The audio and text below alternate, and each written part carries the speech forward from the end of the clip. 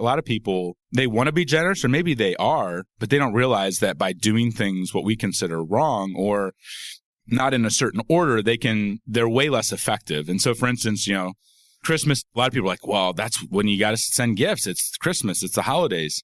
And what's funny, I send out $250,000 a year worth of gifts to clients, prospects, interesting people I meet at ball games, whatever else. I don't send one gift between Thanksgiving and Christmas. Not one dime of that $250,000 goes out in that 4-week time period, because all of my competitors and everybody on the planet is sending chocolate, nuts, bottles of wine, bourbon, golf stuff, whatever it is. And most people's tables are ready to collapse from all the crap that they're getting. So even if you send an amazing gift, it's just part of the noise and people are stressed out. And so we teach people to send gifts as a just because, not because of a referral. Send it as a, hey, I was just thinking about you. And when a gift shows up as a surprise and delight, it's kind of the Ritz-Carlton mentality.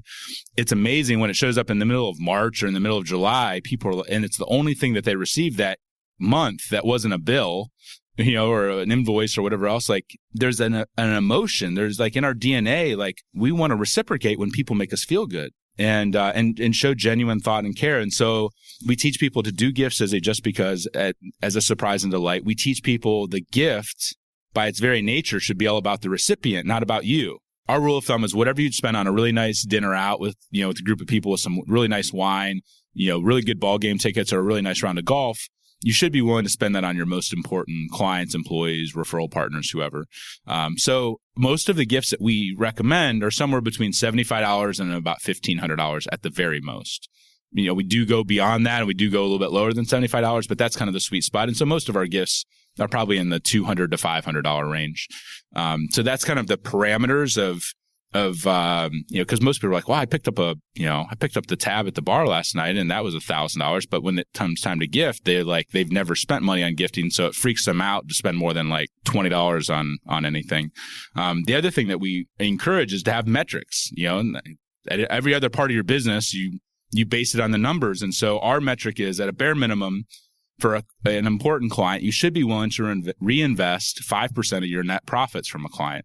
So let's say you have $1 million client and their net profit is $100,000. That means you should spend $5,000 in some way, shape, or form to keep them as a client, to grow them as a client, and hopefully to turn them into and duplicate them, which means inspire them to act on your behalf and open their mouth and talk to their other friends that are in the business that could become clients. So they become a referral source for you. And so 5% of net profits, for some people, it's like that allows them to spend $100 on a gift. For other people, it might allow them to spend $1,000, but it's based on a real number. Most people base their gifting very reactively off of a gut feeling. Like, how much are we going to spend on these people? I don't know. Here's $10,000, Susie. Go see what you can find for our top 100 people for, our top 1,000 people for $10,000. It's not based on a number. It's based on a gut feeling.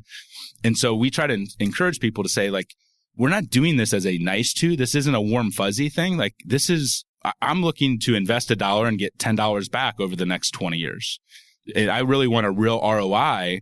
And I think because most people don't think about it from a strategic perspective and put real numbers to it, it ends up just being random numbers that they throw against the wall. And then it's usually the first thing that's cut in most budgets because it's not strategic and it is just a warm, fuzzy feeling.